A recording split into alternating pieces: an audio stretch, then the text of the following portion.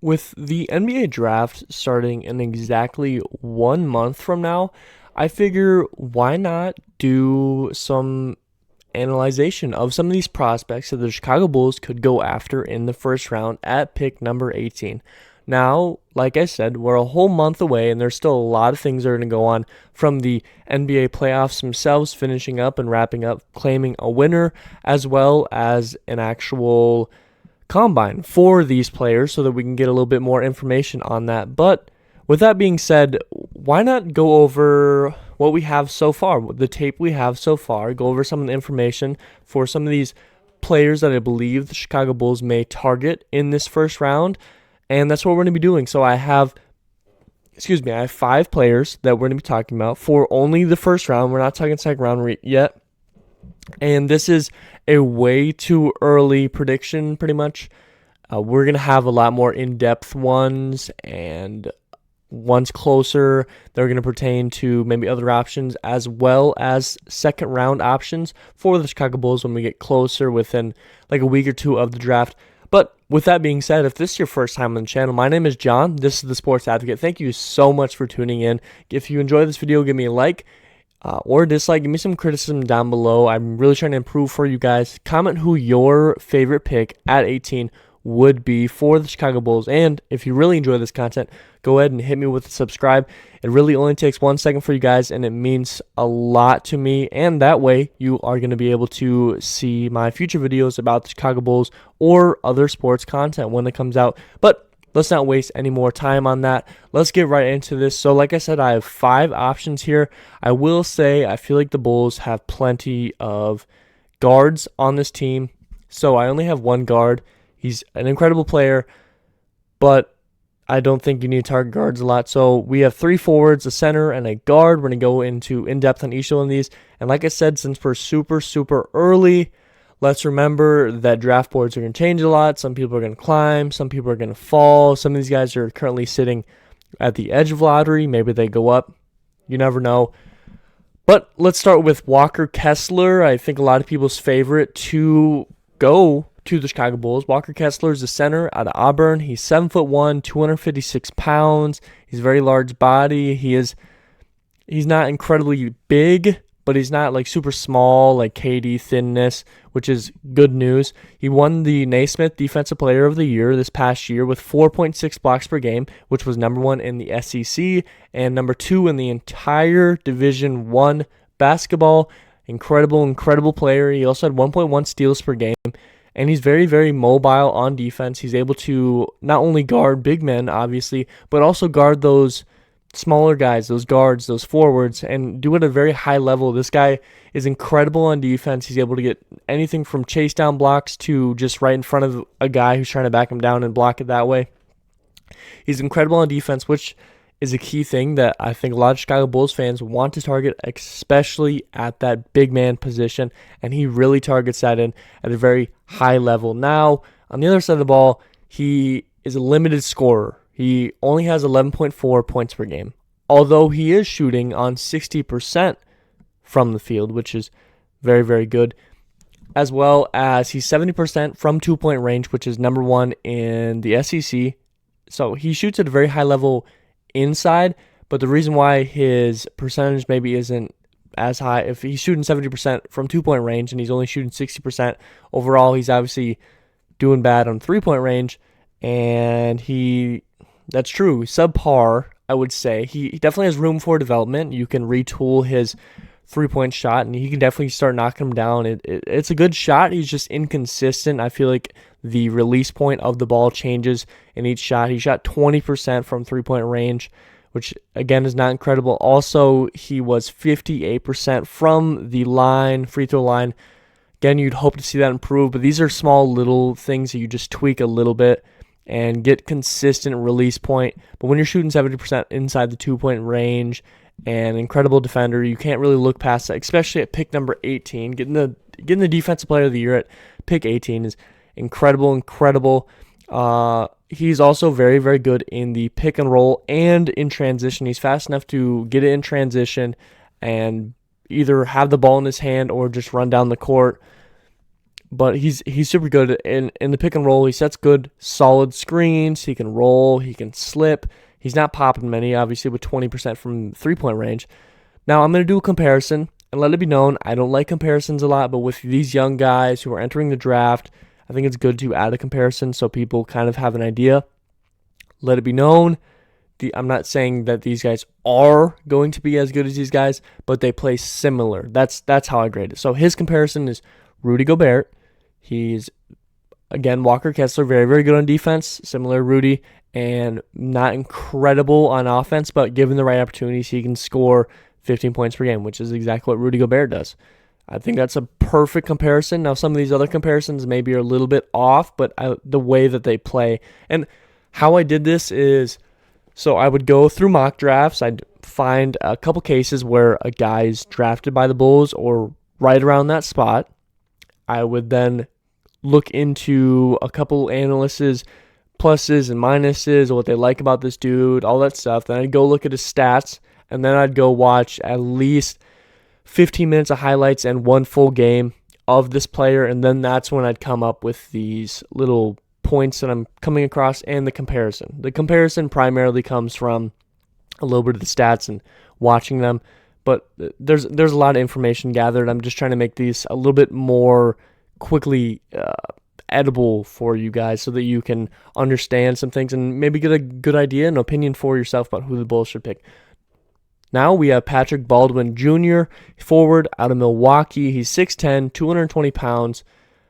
This guy, he's a forward, but he's also kind of a guard. He could play both roles. I expect him to be more of a forward. He was incredible in high school, but he struggled when he got to college. His shooting was not incredible. He struggled in college. He was the number 5 prospect coming out of high school in the same class as Pablo Banchero, Chet, and another dude that's in the top 5 prospect or top 5 predicted picks in this draft. So he was number 5 prospect out of high school, along with a lot of these guys that are top 5 in the college mock draft so far. The biggest thing is his injuries. They limited him a lot. He only played 11 games in college, and he missed his entire senior year of high school due to an ankle injury. The same injury happened both years. I feel like he has a high risk, high reward. He had a lackluster year in college, but he was the Gatorade Player of the Year his junior year in high school with 24 points per game. Oh, I'm missing it. Where's that? 24 points per game, 11 rebounds per game, 4 assists per game, and 1.7 blocks per game. He was the Gatorade Player of the Year in his state. He played very, very good. Now, that was the junior year. He ended up missing his senior year. This guy's a high risk, high reward. He's had some injuries. He maybe struggled a little bit in college his first year, but we've seen how capable he is, especially with how well he played in high school. You got to remember this guy's still very, very young. I should have listed some of these guys' ages because some of them are just turning 19 on draft day, and it's crazy to think how soon some of these guys are going in. It's crazy to think that I'm older than some of these guys are entering the draft now. It doesn't even make sense to me. His percentages, let's go over these real quick. He's great catch and shoot. His high school tape shows that a lot. He has a lot of highlights of him catching and shooting in college, but his percentages maybe don't match that. He's also very good at creating shots off the dribble. Now his shooting percentage, he shot 42% field goal, not great, and 27% from three-point range.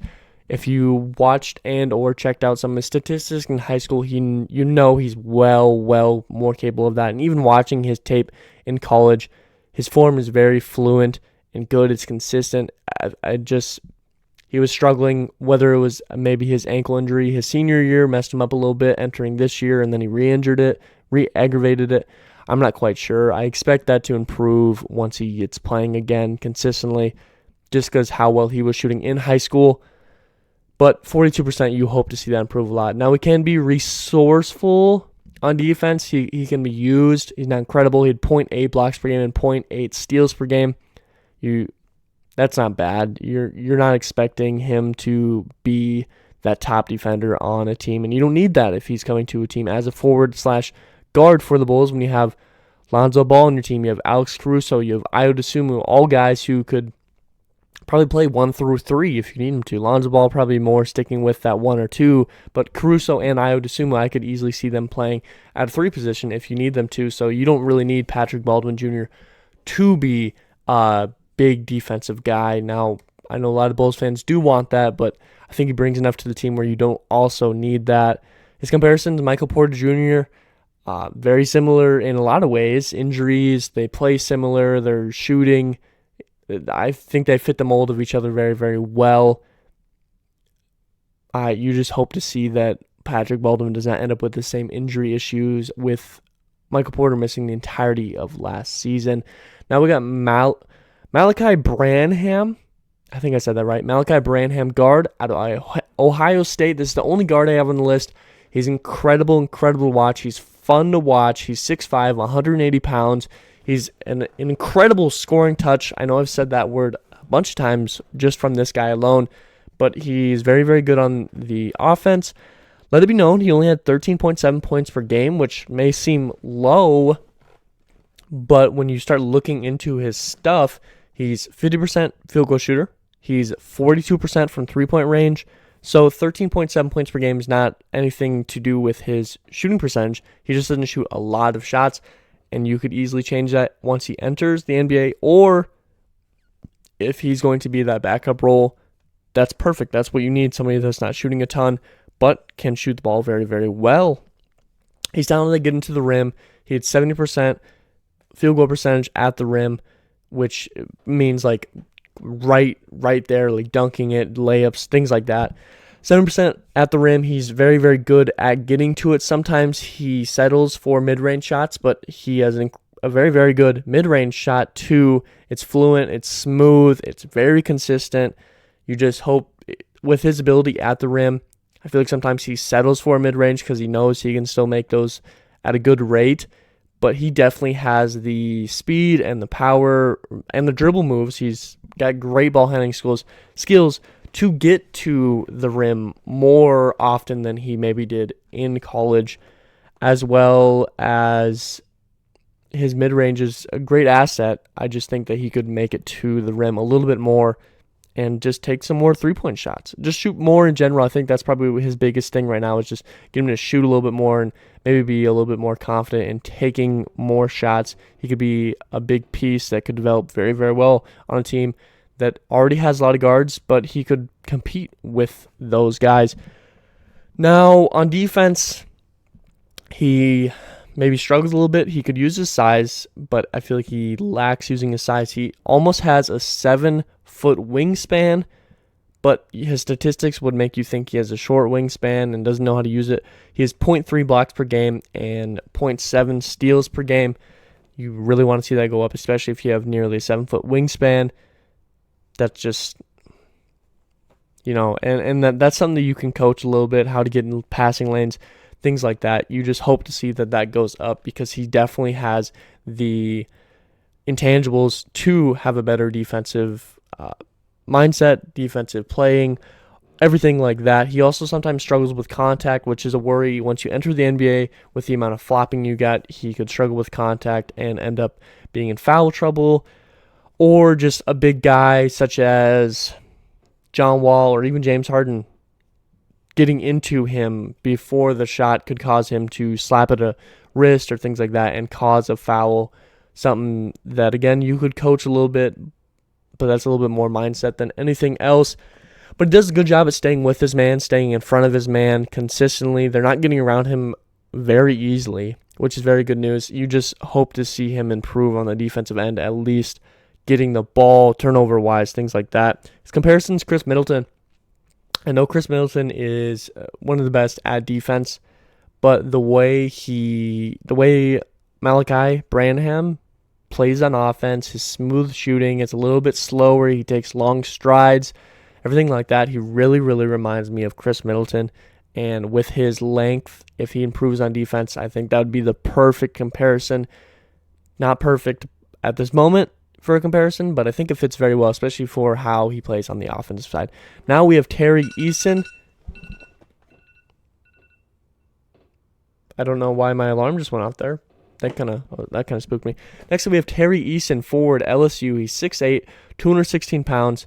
And boy, is he fluent at scoring. He has smooth handles for his size at 6'8". There's not a lot of guys that big or bigger outside of like Kevin Durant that have such smooth ball handling skills. And I'm going to tell you, I really enjoy his comparison a lot. This was strictly my comparison. I saw no one else compare him to this. These other guys, I did see a little bit of other people comparing him to, but smooth handles. He's aggressive finisher at the rim. If he can dunk it, he's going to dunk it, and he does it with a lot of power. He's able to stretch. He is 36% from the three-point range. He's confident in his catch-and-shoot ability as well as his ability to move. He's great on off-ball movement and on-ball movement, able to cut to the rim, find the open man, get that dunk easy, or find an open three-pointer and knock him down when he needs to. And he's a great transition scorer, which also goes along with ball movement. But he's quick. He's able to get up the court very fast and put it down for the team when they need it most. He's also an open-eyed defender. He's extremely good at getting over on help defense. Now, he has a really high motor, which normally a very good thing, but on defense, sometimes his motor makes him go try to reach for something, and then he gets out of his lane, and his guy gets an open shot. But I think a high motor is everything that leads to good things. And he's 1.2 blocks per game and 1.6 steals per game, so he's very, very good on defense. Even with his maybe sometimes overreaching on guys that leads to other scoring, he's still very good on defense. His help defense is impeccable. He keeps up with guards and bigs very, very well. And he played on a very aggressive LSU defense, and they're going after everything. They're getting in the way of everything. He played for an aggressive defense, and he prospered in that aggressive defense. So even though he only had 1.2 blocks per game and 1.6 steals per game, you put him on a team that maybe isn't as aggressive and going for everything, his defense is just going to pop out a little bit more because you don't have a bunch of other guys that are going for the ball as well. And my comparison is Kawhi Leonard. And that might be a reach. Like I said at the beginning, it's not saying he's going to get to the same level as Kawhi, but he plays similar. He's fluent. He has nice handles, very aggressive at the rim. We know Kawhi likes to do dunks. His mannerisms, at least from what I've seen, watching his highlights and all that stuff, he also seems kind of quiet and just a little bit simple at times. He can shoot three-point percentage, and he is good at defense. I feel like Kawhi is a really, really good comparison for him. Maybe a little bit too high of a level comparison. But again, I compared Walker Kessler to Rudy Gobert, who has won multiple Defensive Player of the Years. I think it's all right to compare people to high-level all-stars. And Kawhi Leonard and Terry Eason, I feel like, is a very, very good comparison. Now, the last guy we're going to talk about for the Bulls to possibly draft, at least in this video, is E.J. Liddell, forward at Ohio State, another Ohio State guy. If you want to go watch Ohio State games, you can watch a little bit of Malachi Branham, guard, and E.J. Liddell, forward. Get a little bit of both, understand how they work together. EJ is 6'7", 240 pounds. He's an extremely powerful frame. He's strong, and he uses it very, very well. All of his stats, I wanted to point this out because a lot of people say development is very key. Every single stat except steals, which only went down 0.1. Every single stat in every single year of college went up. It went up. Field goal percentage went up. Points went up. Rebounds, assists, everything was going up except for steals that went down 0.1 this past year. Just 0.1. I think that's something very good that gives you a lot of promise and a lot of confidence in a guy when you're seeing that he's already improving a lot. And you bring him to an organization and a team in the NBA who is going to have much better talent, at least in the coaching aspect. You expect him to improve a lot too, so I think E.J. Liddell would be a great pick for future, and that maybe is a little bit of a worry because you're not so much looking at the future of things in this very moment, especially for the Bulls. Now, he's a consistent offense, 19.4 points per game, 2.5 steals per game. Why are all my alarms going off? What is going on right now? I don't have any alarms set. Sorry about that, guys. Jeez. Okay, 19.4 points per game. He shot 48% from the field in 3 years. 48% in 3 years. That was his average. He shot 50% this past year. That tells you how consistent he is, that he's not only doing it in one season, but over 3 seasons he's shooting at 48%. He's an efficient three-point shooter, 37% last year. Like I said, he's improved every year, so his first year was not great, but 37% last year from the three-point range is very, very good for a forward. And he's crafty in the post. Now, he's a forward, but he's more of a power forward than a smooth forward.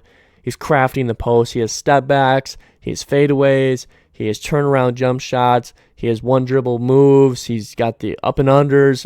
He is so crafty and smooth in the low post. He plays like a center and a big man and a forward at the same time. He's very, very good with the ball in his hand in that low post, and he can see the court when he's getting doubled. If he's doing very, very good, very, very well, he's getting doubled or he just got a rebound, and there's a lot of people in his direction. He can find the open man across the court, throw it perfectly to him, and get them the open shot. He sees the court very, very well, and the pick and roll. He's probably my favorite guy to watch in the pick and roll, at least out of all these guys. He can pop at 37% three-point range. He can roll with his very, very good craftiness in the low post. He can roll down there. He can slip it and not set the screen and just run under, and he's fast enough to get there before his guy can reach him. And he can lob. You can lob it to him all day. He has enough jump to get up to it. Even out of standing, he can jump and get to it. Incredible in the pick and roll, which is something that I feel like the Bulls are going to start using a lot more now that they're going to be healthy with Lonzo Ball back on the field. He has very forceful defense, which again is something that you want to see. 2.6 blocks per game, 0.6 steals per game. Very, very good numbers. You hope to see more blocks for a Bulls team that struggled with it, especially with a guy like Vucevic, who, although he's very tall, does not get as many blocks as some other people around his height. He's not the fastest first step. You can sometimes beat him on the offensive end if you just really get going after a jab step and you get him to go this way. You can get around him sometimes, but he really uses his strength to limit the penetration. Even if he's not the fastest, he can still get back there and push you off the ball. And sometimes he struggles with fouls, but I feel like consistently in help defense or on his guy, he's able to get in front of them and use his strength to kind of close off the lane. Now, my comparison is Zion Williamson. On the offensive end, he's maybe not as flashy as him, but he can get dunks. He shoots a little bit better than Zion, I'd say. He's very good in the low post. He can do a little bit of everything. And defensively, I think he's a little bit better than Zion, but let's not forget how great Zion was. We haven't seen Zion play in a long time. Maybe some of us are forgetting, but his sprinting out and blocking a three-point shot, he was always powerful, smacking down everyone's shot down the low post. I think Zion Williamson is a very good comparison. And that's it. That's my 5 guys, at least in this early prediction, to look out for the Bulls to get in that first round at pick number 18. I like all of these guys. Walker Kessler brings a big need at center. A lot of people are saying go get Rudy Gobert. Here's a perfect example of Rudy Gobert, but younger. Patrick Baldwin. This guy's someone you're taking a risk on, high risk, high reward. He can turn out very, very well for you guys. Malachi Branham, if you don't know if you're getting Zach LaVine back or you decide that you're not going to pay him a max, this guy could come in and maybe develop into that Zach LaVine role over a couple years. Terry Eason, forward, this is a guy that can come in and be like that Patrick Williams role, who you expect to be good at the start but can develop further. Do you want another Patrick Williams on your team? I don't know. He can definitely develop into something. And EJ Liddell, a very, very powerful guy, something that this team is missing at this very moment. But do you want to run 2 big posts at the same time, or would you rather just have Vucevic? That's the big question. But with that being said, comment down below what your guys' favorite pick is. Who do you like most? And if I miss somebody that you want me to cover in a different video, go ahead and put them down below with kind of the reasons why you like the idea of the Bulls drafting him. If you enjoyed this video, give me a thumbs up. If you really enjoyed this video, go ahead and hit subscribe because I have more videos like this. I do NBA, NFL, and NHL. And as always, I hope I taught you something today. I hope it made you smile. I hope it made you laugh. That's something that's really important to me. Affect someone else's day in a great way. And as always, you guys all be safe out there. But something deep inside won't let me quit. I swear that